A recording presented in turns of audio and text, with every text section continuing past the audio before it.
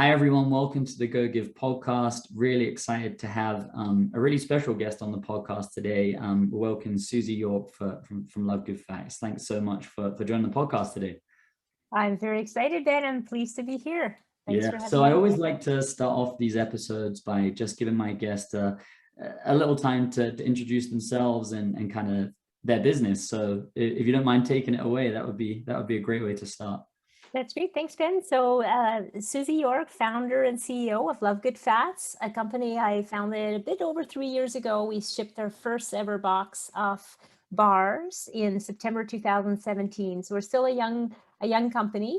The idea came from after reading a book called The Big Fat Surprise, which basically told us that we were all misinformed for 40 years. Fats are not the culprit in a lot of the cardiovascular and other diseases that we associated with, but more so sugar is. And I had been on a low-fat diet along the same as millions of other North Americans, and my health was really suffering. I was in my mid-40s. I'm a marketer by training.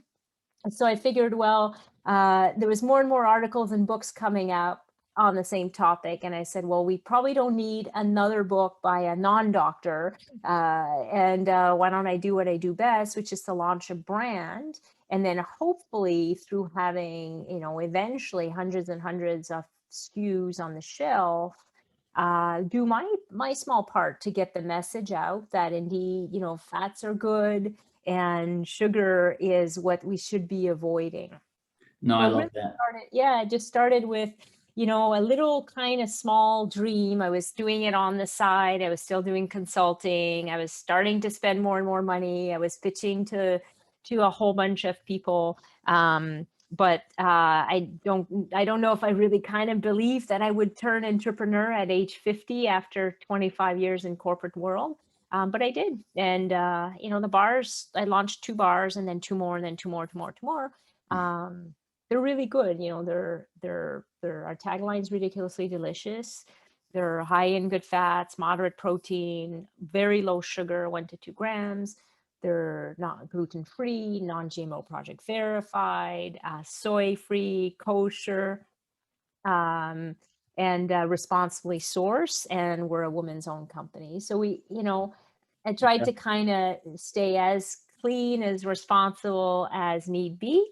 And it's been a pretty wild journey with first launching and then hyper growth and then COVID hitting our category really hard. So it was like, oh my goodness, never a dull moment. Yeah, so I'm actually keto myself, so the message resonates really well with me.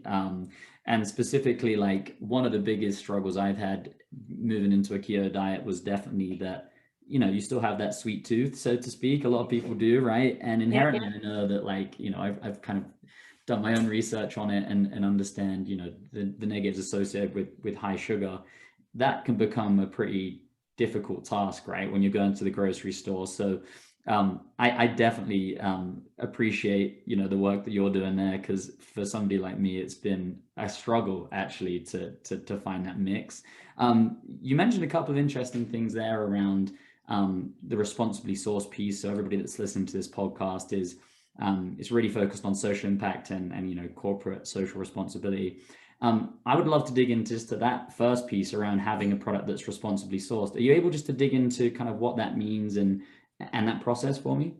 Yeah, for us, well, there's a few ingredients in the world that we're all familiar with whether it's coffee or chocolate or palm oils that must be responsibly sourced, or they have some devastation impacts on either on the fauna or the planet and or its inhabitants. So for us, we knew we wanted to have good fats, and we had nut butters, coconut oil, and some palm oils. Not a lot, but enough to be the magic ingredient of palm stearin to have the bars hold together. Yeah. Because certainly fats with no sugar is a big problem. You need binders, so you need carbohydrates to hold fat and protein together. And so that's why I had 30 co-packers say you can't make them. But I was like, well, we got to find a way. And through a lot of working with two PhDs in lipids, one from Canada, one from North America, we landed on needing some palm stearin in our recipe. And palm has had a lot of bad rap over the years for the damage when it's not harvested right. So we certainly said, if we're going to put coconut oil and butters and all the ingredients really, but especially palm, like it needs to be responsibly sourced. So it's much more expensive and much harder to source. But there are some really good organizations out there, like RESPO, that provide all of the certification to make sure that, as all ingredients, you want to be able to purchase them and put them in your products, but not have any kind of damage that is just not the right thing to do for the planet. Yeah, I love that. And I think it's really interesting because I mean, before we started the podcast, we had a conversation around, the state of the world and how we all need to be more responsible. And actually the comment you made there was really interesting about it being more expensive, right? So actually sourcing that product, it is more expensive, but ultimately has a benefit in terms of the sustainability piece. Do you think we'll ever reach a stage whereby, because I think it seems to me that that's one of the big problems with like you said, sustainably sourcing ingredients is the cost. Do you ever see a kind of day where that isn't the case and actually it's widespread, like it becomes a level set for all manufacturers to go out and responsibly source ingredients? Yeah, I hope so, but I'm 50 and I'm 54. Practically speaking, I don't know if it'll be in my my lifespan. We also have non-GMO project verified, and the non there's still big research on big debate on non-GMO, but there's certainly much higher costs for non-GMO project verified, and particularly the milk products. We have to source from one of really only two places, and one's in Ireland, one's in New Zealand. It's a very expensive Far away from North approach. America, right? Yeah, Ireland yeah, and New Zealand, yeah, yeah. for sure. So there's all of these extra costs, and certainly on the kosher side too. All of them are with the intent of providing a better product that's overall like more responsible.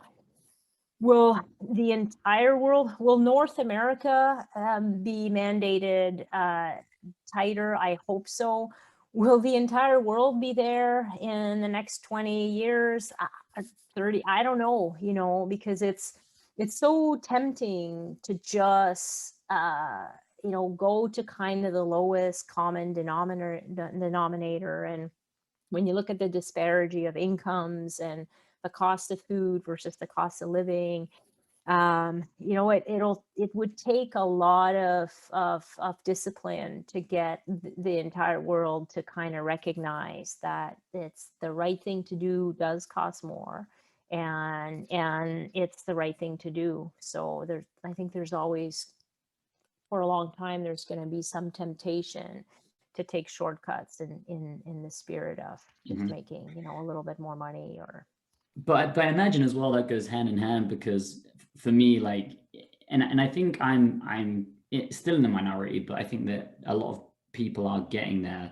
When I go to a grocery store, will make a purchase decision based off of those factors. So I think it's an interesting one because, to your point, it is more expensive to source those ingredients, but I also think it's a very unique identifier, right? To have a product like yours that does tick all the boxes from a sustainability perspective, specifically, like, the up and coming generations have much more care and understanding of what that means. So I kind of see it as both ways, right? Like I get the cost piece, but I also think it definitely makes your product stand out. Yeah, Are there any other for products sure. in the industry that are doing the same as you, or would you say you're in a slim minority there with? Yeah, we're pretty much a slim minority, and we're on the shelf at, like, if you go to a Whole Foods and the Sprouts and the natural chains, there's a lot of products that check a lot of boxes, not necessarily in our category because it's not caught up yet.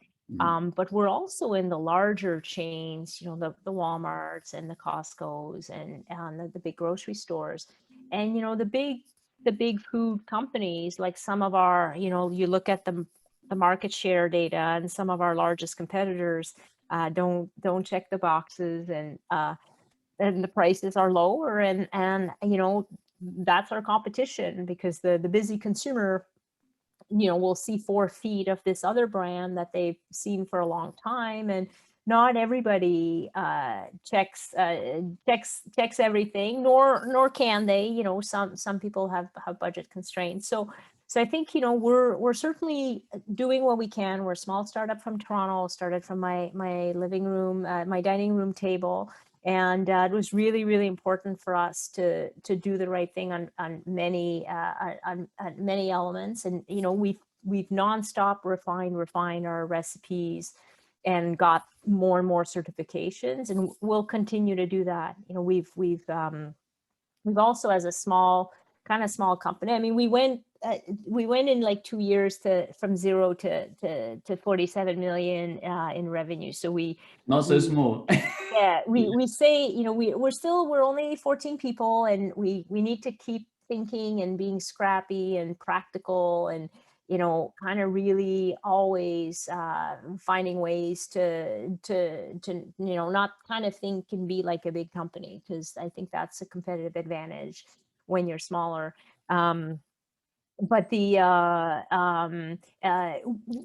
really do kind of want to keep innovating and keep figuring out ways to kind of be more and more responsible, and also to give back. We've given, I think it's $65,000 now to an LGBT group, that Rainbow Railroad, that helps saves lives around the world by giving them a safe haven back to Canada or the US. And that's a lot of money for us. And we've given 2 times 50,000 bars to healthcare workers, to women's shelters. We're very kind of focused on doing our small part.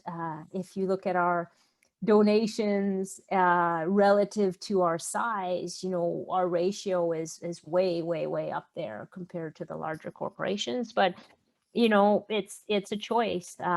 We're still not quite profitable, and everything is a choice. And for us, that and for me, as a gay female founder and single mom in her 50s, I kind of want to portray the right message of the right thing to do. So I love that. Yeah, because I think that was one of the things that kind of made me reach out to you in the first place. So I believe it was around Pride Month, right? Yep. And you guys did a lot of good stuff around that. Yeah.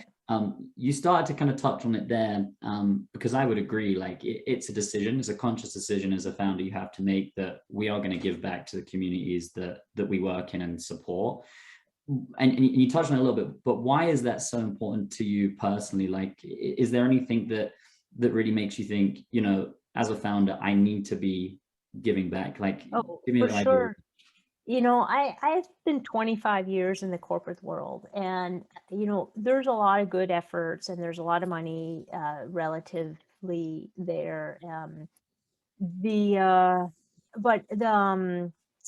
But the reality is, we can do so much more. And when I was year 2 of my company, and the brand was a little bit bigger, and we could afford a bigger program, I said, look, I want to paint the stores across Canada with the Pride flag on our boxes and on displays. And you walked into a store 3 summers ago, there was barely any Pride anything. Like, you'd be lucky if LCBO here in Ontario would have the flag, all the banks would have the flags in their windows, but that was it.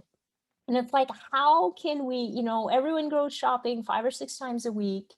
How can we not have the large companies not have, a stated mission and real support, right? Not borrowing, not putting the Pride flag, and not really supporting diversity. I think there's a lot more of that going on. So that's a problem that now we're going to have to address, where there's some, borrowing of support.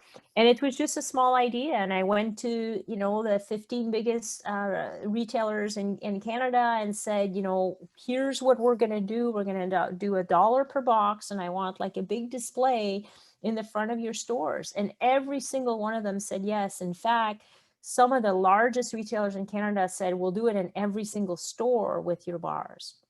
So that's how we were able to raise 50,000 the first summer. And then now the second summer, which was this summer now, this was our year 2 of the more grandiose.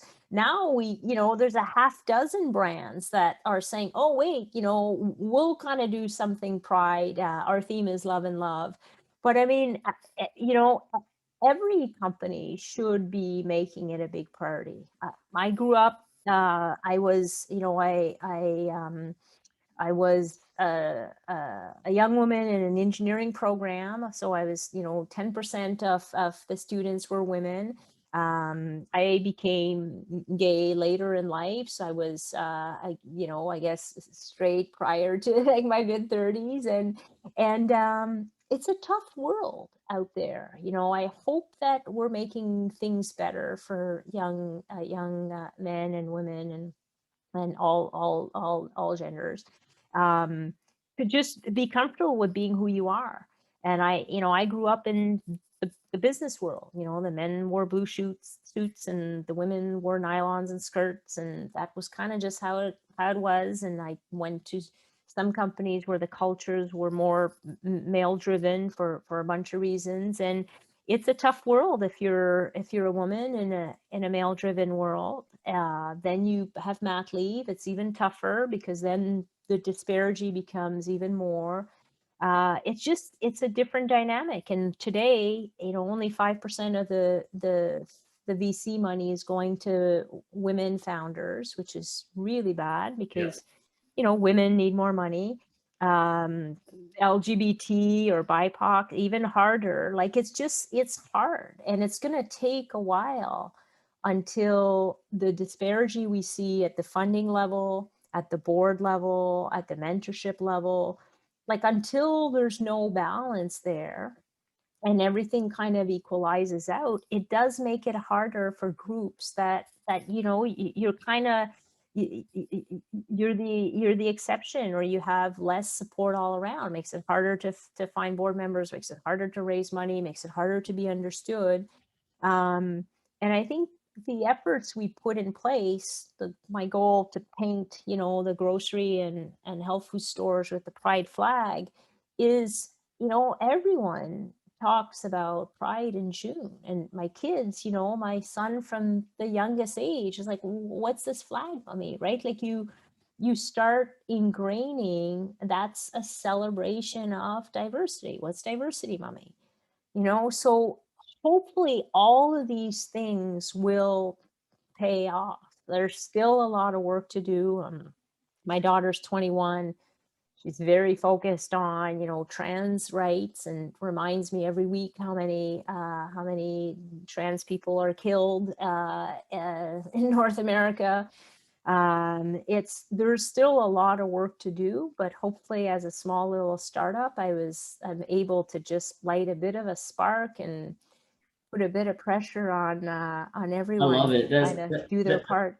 Yeah, there's a lot to unpack there. I think first of all, the whole idea of the pride flag on every box is a fantastic one. And the reason I love that so much is because you kind of alluded to earlier, I feel like some businesses, when it comes to Pride Month, will just post the flag without doing anything, that's actually gonna increase awareness. And for me, that's wrong. So I think what you've done there from a brand perspective, and like you mentioned earlier, it's not just a one and done, it's inherent to your brand and inherent to how you do business, which I love. I think that's a fantastic idea, a fantastic initiative. The second piece that you started to dive into there was around diversity in the workplace, and doing some research prior to this podcast. You obviously have a fantastically diverse workforce. So I don't know if you could just kind of give the listeners an overview of how diverse your workforce is, And then secondly, unpack why it's so important and what benefits you see in having such a diverse workforce. Yeah. Well, our numbers have changed over time, and I can tell you it's really not easy. You really have to make an effort. And we grew from, from 0 to 47 million. We were literally drinking from the fire hose and trying to catch our breath. And recruiting is very, very hard all the time. So, but I'm proud to say now, so we did kind of put a focus on it, but when you're moving fast, it's a little bit harder sometimes. Because you're just trying to grab, talent from your network, and my network is, is older network. And but now today, we're 70% women, which is fantastic. And initially there were more men than women. Now we still have work to do. My board of directors only has myself, so as diversity. So that's, that's on my list to tackle for sure. And that's not been easy, and that's a whole other topic. But that's, that's the next project. And then we have over 20% that are identified as LGBT, and we have over 30% whose ethnicity is not, Caucasian first generation, or more than first generation from white. So, we're really trying to embrace diversity in many levels. It's not just kind of sexuality and where your family's from and where you're born, or and necessarily your culture background, and that plays a role. I'm from Quebec, so very, very different culture than the rest of Canada, and you could argue misunderstood, etc. But that diversity from culture to ethnicity to background makes a big difference. But it's also in how you approach things. The diversity of how you approach solving a problem, how you approach brainstorming, and you get that with the age, the benefit of age differences. We have 2 high school interns who are literally just doing a few hours here and there on social media, and I'm blown away. These young interns are so good, and it challenges you to think differently, because I think every generation has its own issues, including my generation. I'm very proud with having a, a young generation of employees now. I'm super proud of so you take a chance, you kind of go with less experience, but the benefits are incredible. And our leadership team is 5 women and 2 men, and it's incredible. We have people who have worked around the world, who have lived around the world, whose families are still around the world, and it really brings a different flair to kind of how we approach everything. So it definitely 100%. Yeah, yeah. what you just mentioned there, actually, the real example of interns, I would wholeheartedly agree with, because I think what's interesting specifically about the younger generation that are now hitting the workforce is they're so technically savvy with everything they do. I would agree with you. Like, I would say I'm not bad, when it comes to technology, but give me 10 minutes with somebody that's like just going into college and they blow me out of the water, Yeah. which is incredible. So when you're looking at different mediums of advertising, be it TikTok or even LinkedIn or podcasting, they're already 5 steps ahead, right? Already 5 steps ahead, which is incredible. The second part that you said there, and I think maybe a follow-up question on that, around diversity of thought. So based on not just your gender, but if you've lived elsewhere and stuff like that, I think is a really important one, because only when you have diversity in an organization, I feel that there's just so many different perspectives. Like, oh, I saw this work in X country, or this is how it works. Could you give me a little bit more of an understanding of what other benefits you see in having that diversity of thought and just diversity in general in the workplace? Yeah, the benefits of diversity are incredible, all throughout. And I've seen this in my career less than I'm seeing it now, because I've not been in very diverse, the companies. Like, I think there's efforts made, but not with the percentages that I have now in my smaller company. And it comes, in the approach to problem solving, the approach to communication and sharing. I think, when you have a different approach to communicating, whether it's just pure, language and accents, which I've had an accent all my career, or kind of, I grew up French and then I converted to English, so my sentences are always confused. So that forces everyone to work harder to listen. And, because you really want to make sure you understand. You want to make sure that all of your team members understand each other and you understand what your teammates are doing. So by having kind of just a bit of a different way you communicate, from your sentences, from your accents, from your choice of words, it forces everyone to just pay a little bit more attention and work a little bit harder. Yeah. And then there's the approach, I'm neuroatypical. I'm on the autism spectrum, and I didn't find out until way later in life, for all of the reasons we chatted about.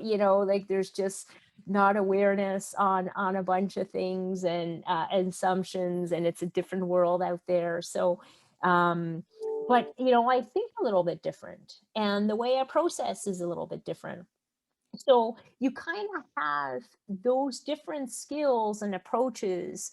At work, a lot of what we do is either solving a problem and trying to do it quicker and better than someone else, and cheaper, so that you can make money, or preventing a future problem from happening. Yeah. And as a startup, all we did for the first year, 2019, was kind of putting out a fire, and then in parallel trying to put processes in place so we wouldn't have other fires.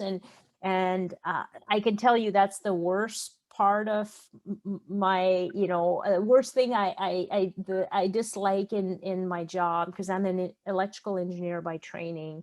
And when you're putting out fires, it means something broke down, The right? process isn't working. Yeah. Yeah, and it irks me to no end. So, but when you think about the work world in the problem solving approach, diversity is the only way to kind of get to where you need to be. And I think the .com world has shown us that, some of the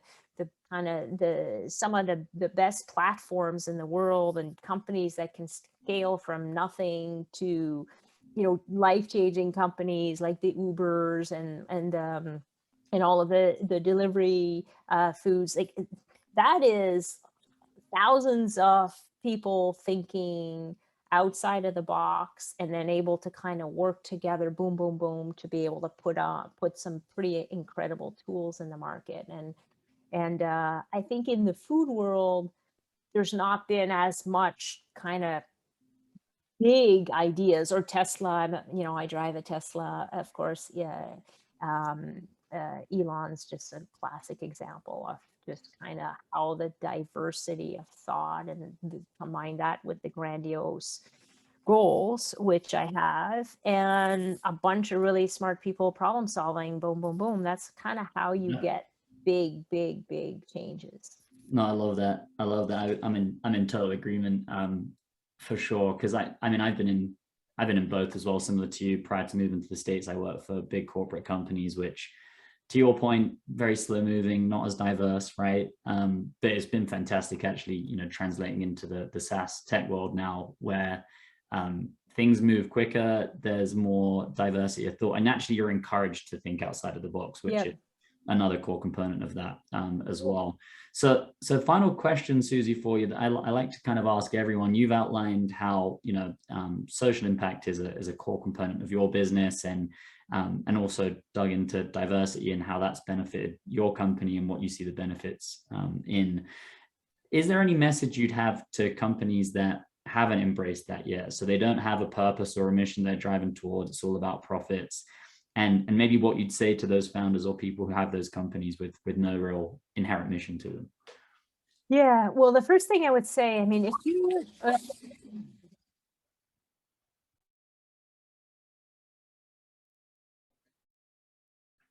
sorry, the doorbell's ringing. Oh, you're fine. Ringing. The first thing I would say to that is if you're a founder of a smaller company and you're not anchored in diversity and being socially responsible, I think that's something that needs to be immediately corrected. And I think the majority of the founders, particularly in my space, kind of really have an eye to that. I can't even think of an example of brands that don't kind of really focus on that. I think the bigger opportunity, and so it's a must, like it's a price of entry. The most welcoming stores and retailers won't support you if you don't have that. So I would kind of tell all new founders it's a price of entry. It's not negotiable. The bigger issue is everyone else, like the little founders are trying to scrap away with some money and trying to kind of get to positive cash flow and pay the bills and kind of hire new employees. But we have big competitors out there, and they're the big food and CPG companies. And I think, the more that they can, make meaningful step changes, we're all going to benefit. Cool. No, I love that. Well, this has been a pleasure today, Suzie. I think, like I said before, I appreciate the keto mission you're on, but I appreciate even more the social mission that you guys are on. And like I said, I think it's only going to differentiate you in market for sure. I mean, now having this conversation with you, for a fact when I go to the grocery store, that will be the bar that I buy, right? So for me, having connection with founders that have these great social missions is super gratifying for me. So I appreciate the time today. Before you kind of leave, is there anywhere people can go to check out your company and kind of your mission, I suppose? Yeah. So it's Love Good Fats, and our website is lovegoodfats.com. We're also on Amazon. If you go to our website and you just go to the store finder, you'll put in your area code, and you'll find all the stores around you that carry us. So definitely, or order some from our website or from Amazon, or the next time you're in a store, ask the store to carry them. And we have the 10 bars, and 6 of them are the truffle softer core, and 4 of them are the chewy nutty. So we try to have something for everyone, and definitely appreciate, we've had a lot of fast success and then some tough times with COVID, but always appreciate every single consumer that gives us a try and puts in a good word. Cool. All right, Suzie, thanks so much for coming on today. Thanks, Ben. Cheers. Bye-bye.